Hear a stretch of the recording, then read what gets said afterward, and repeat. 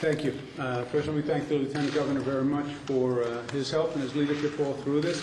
We've been working for days on the preparation for Hurricane Irene, and this, as the Lieutenant Governor mentioned, is the final preparation session, if you will. I want to thank all the members of the Cabinet who came in from all different locations all across the state, and they came in on short notice to prepare for this.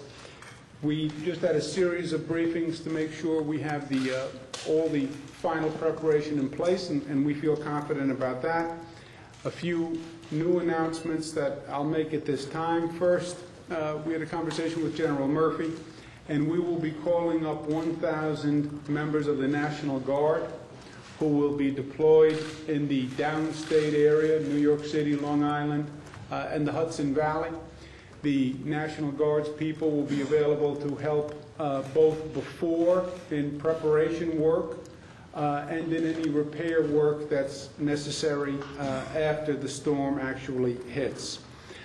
Second, we are planning to suspend all MTA, LIRR, and Metro North service at noon tomorrow.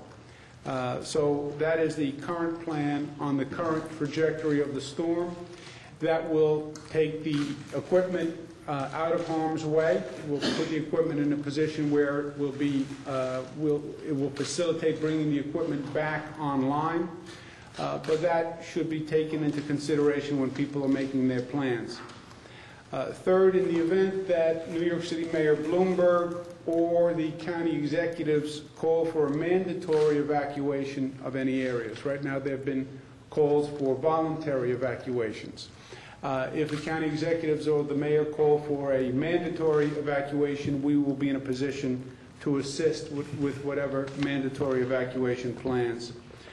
Fourth, there will be plans implemented to close bridges if the conditions warrant. The conditions warrant if winds hit approximately 60 miles per hour, which we are anticipating at this time, which would cause the closing of bridges and the closing of roadways that connect those bridges, obviously. So you're talking about the Tappan Zee Bridge, Verrazano Bridge, et cetera, and that could be a significant development, and the Department of Transportation will be focusing on that. Fifth, on Long Island, one of the major concerns that repeats in these storms is loss of power. LIPA is calling up an additional 2,000 linemen from off-island, 2,000 additional people who can help repair any damage. That is a higher level of preparation than LIPA has ever experienced before, and we'll be staying on top of that. We'll be deploying the state commissioners all throughout the state to make sure we're in a position where we have not just central coordination, but also regional coordination. Situation like this, we hope for the best, but we prepare for the worst. This has been an extraordinary level of cooperation. We've been working very closely with the federal government. The President had a situation room call this morning that we participated in. Secretary Janet Napolitano has been very helpful and cooperative. FEMA, et cetera, has been in contact with the appropriate state offices, and we thank them for their cooperation. We've also been working with local governments all across the state, most notably New York City Mayor Bloomberg, Nassau County Executive Mangano, County Executive Astorino of Westchester, County Executive Levy of Suffolk, which are, at this point, the main impacted areas, and we're working closely with them. This is all manageable. We just have to take it seriously. I was telling the Cabinet before you came in that my 8 years in the federal government at HUD, one of the things HUD was responsible for was disaster assistance. And a day like today, the sun is shining, and it's hard to convince people that there's a potentially dangerous situation that is developing. These voluntary evacuation calls should be taken seriously. Do not be deceived by the good weather you see outside. And on these storm situations, the whole key is early movement and preparation. We're doing everything that we can do. Government is working. Government is working well. There's also an individual responsibility that goes with this. And people should not be deceived by the nice weather. Take the calls for voluntary evacuation seriously. They could escalate to calls for mandatory evacuation as time goes on. If the storm worsens, as you've heard, you'll see suspension of train service, MTA service, LIRR service. You could see bridges closed. So if evacuation, if your situation may require evacuation, in my opinion, now is the time to do it. With that, let me turn it over to Howard Glazer, who's the Director of State Operations and has been in charge of the preparedness that's been going on. Okay. Thank you, Governor. I'll be brief, just give you a summary of some of what we talked about. In this meeting, this is the most extensive deployment of emergency preparedness that we've had in the state in a long time. We have over 30 agencies participating. It's very complex. It's not just the 30 state agencies. It's also all of the local government agencies. And one of the things we work very hard to do is to actually co-locate with local governments. So many of the agencies represented here, led by the Office of Emergency Management, have co-located in Nassau, in Suffolk, in New York City, in Westchester, and in other regions around the state to ensure that we have a smooth and coordinated response in responding to local needs. As the Governor mentioned, we are deploying commissioners to those locations as well, including senior staff from the Governor's office. We expect Secretary Larry Schwartz, Lieutenant Governor Duffy will be moving downstate later in the day today to the New York City and Long Island regions. Commissioner McDonald is in Westchester after this meeting to be a point person at the most senior levels to make sure that we're fully represented in the field. I think you all know where the storm is. You've all seen the maps at this point. All the models are very consistent. We're looking at a fairly consistent storm track that would bring the storm, beginning to feel the effects of it later tomorrow evening with wind gusts, but the full effect of the storm in the middle of the day on Sunday. Our main concerns, in addition to wind, which as the Governor mentioned, has impacts on bridges, are flood and storm surges. If we have a storm like this hitting the metropolitan area, we have not had storm surges like this in many years. The maps that are behind the Governor, which you can get a closer look at later, give you some idea of where those storm surges are expected to hit in the metropolitan area. And they're predicting potentially 7 to 10 feet for Category 1 storm. We've also done our own modeling, and the map on the left shows you the modeling for specifically Irene in those low-lying areas, and those are the areas that we're most concerned about. Just to add a little bit of detail to some of the things that the Governor mentioned with regard to the MTA and the bridges, et cetera. The MTA is running normal service today on Friday with sufficient capacity to allow people to leave vulnerable areas before the suspension of service. So we're running at full capacity through the day today and as long as we can tomorrow.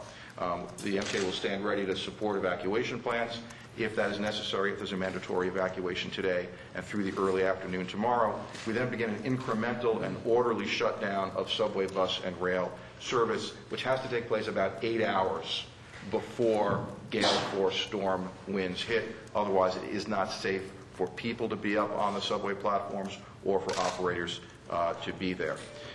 We're also very concerned about recovery for the transportation system, MTA, as well as other transit systems. As soon as the storm conditions allow following the event, we'll be evaluating damage and implementing a plan to restore service as soon as possible. Some of this has to be done manually. For example, we'll be using state police or National Guard helicopters to visually inspect the rail system on the Long Island Railroad to ensure that the rails are clear and free of debris.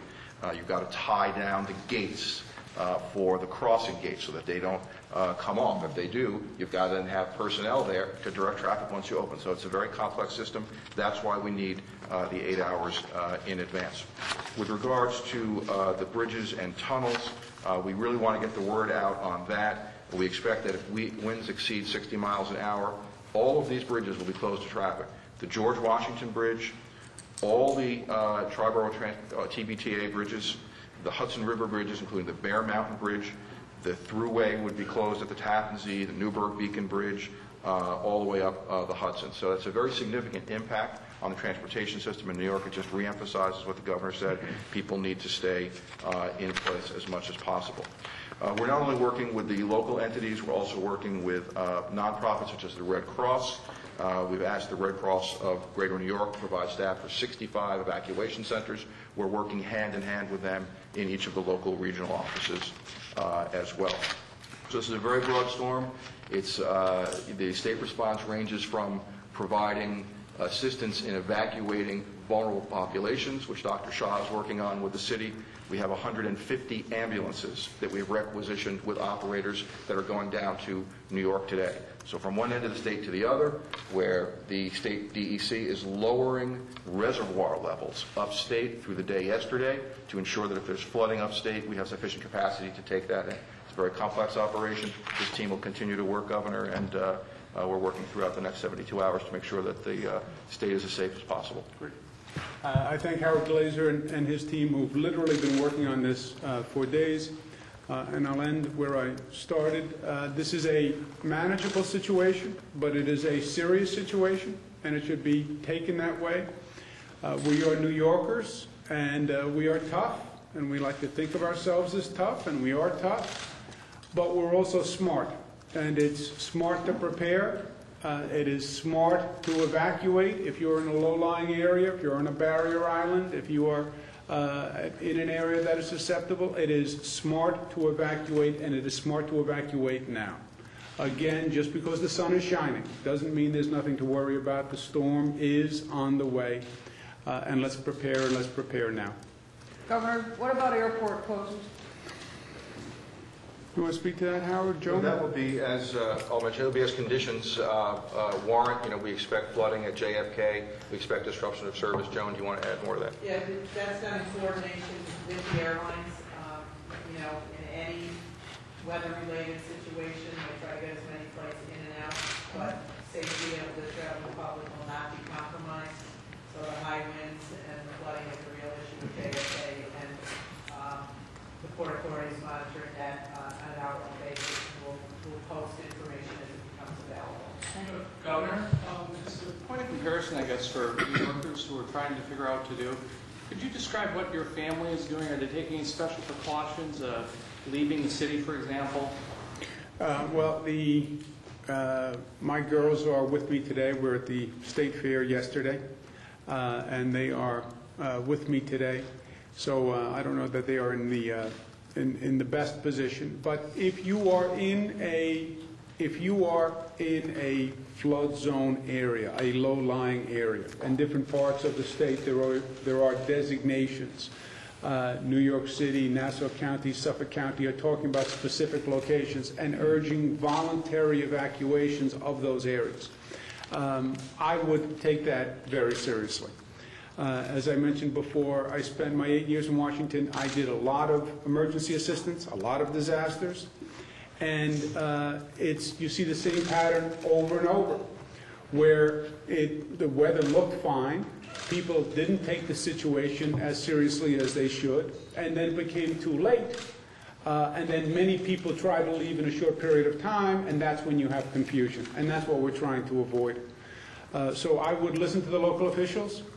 When I had a call with the county executive of Nassau, we've been talking to New York City, we've been talking to Suffolk County. I would listen to the local officials and take this seriously. I know there's a disconnect that you hear all these somber warnings and you look outside and the sun is shining. The sun will not be shining in a couple of days. And now is the time to prepare, and now is the time to take action. Governor, to your point of experience, how has it been complicated, though, for the state, just because New York usually does not experience hurricanes? And is this what they call a 100-year event? You know, Nick, we don't, it is not, I don't know if it's a 100-year event, but it is infrequent, certainly. We have been preparing for this. We have protocols for this. We have plans for this. We drill for this. Now, that's all different than actually going through it, and we're now going through it. Good news is we had some advance warning, and we started to prepare immediately. And we literally have been preparing for days. when Mr. Glazer is speaking about these preparations. These, Nick, have been days and days of preparations. And this meeting is really a final convening, but there have been dozens of meetings and phone calls. We're blessed with a very good working relationship with local governments and with the federal government. And they have been very, very helpful. So it's a relatively distinct situation.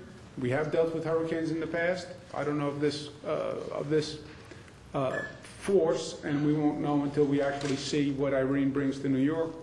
But we're doing everything that we can, and I feel good about the level of preparation and cooperation. Governor, one of our reporters says that there's warnings about going into the Adirondack backcountry, even, and that people shouldn't go camping this weekend. Is that the case? Are you issuing warnings about that? Joe? Yes, we have issued warnings. We're asking people to stay out of both the Catskills and Adirondacks for two reasons. One, the saturated soils make them very unstable, and winds can complicate the saturated soils and knock down lots of trees. So we are advising people to stay out of the woods. Governor, in terms of the storm surge, what do we expect the critical hours for that to be? When will it be the highest, based on our estimates now?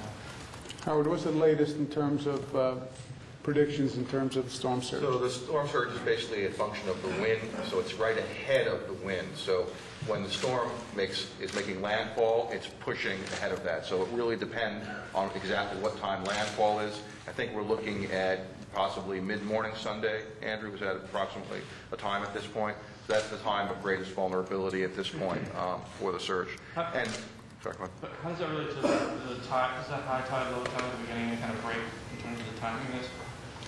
We're going to have to really look at what the tides are at that point, and it's very hard to say with precision right now when that landfall will take place. Whether it's low tide or high tide, it's going to be a similar event for us, given the size of the surge.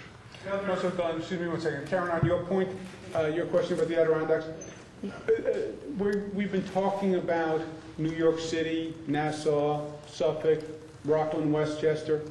The entire state could be affected and impacted here, and they're calling for high amounts of rain all across the state. So this is not a localized situation, and this level of preparation should be taken seriously statewide. Governor, what kind of preparations are you taking near Indian Point? We are in touch with Indian Point. They're, as you know, it's a private operator, the Entergy company. We have been talking to them through the earthquake, and we were curious if there was any damage after the earthquake. And we've been speaking to them about preparations for the plant for this event. They feel confident in their level of preparation. Any assistance they need from us, we stand ready. One more, guys. Governor, mention was made of 2,000 repair crews for LIPA, but if there is widespread power outages from North Carolina all the way up to Canada, as has been speculated as a possibility, are you satisfied that you're going to be able to get that number of additional repair crews? And what about the rest of the state? Yeah, I'm going to ask Pat Foy to chime in on this. He's been working with LIPA. We have a little bit of experience with LIPA and storms where, given the geography of Long Island, there are many trees, there's a storm, the trees fall, power lines are down, and in the past, LIPA has experienced delays in restoring power, and we're doing the best we can to anticipate that and prevent that. And Pat Foy has been asked to work with LIPA over the past few days. And Pat, why don't you give a... Yeah, we are confident for a couple of reasons. One is there are long-standing mutual aid system agreements in place with utilities. There are agreements with on-island and off-island contractors that are in place.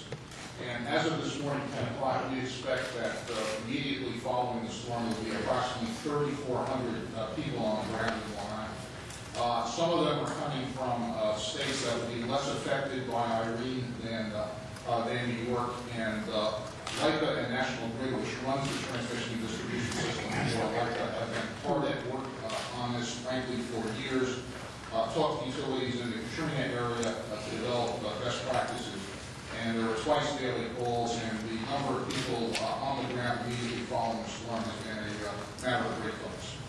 Governor, do you have an estimate of how many people can be evacuated before the trains are shut down? We don't, Mike. All right, guys, I'm going to have everybody step out while we conclude the meeting. Thanks.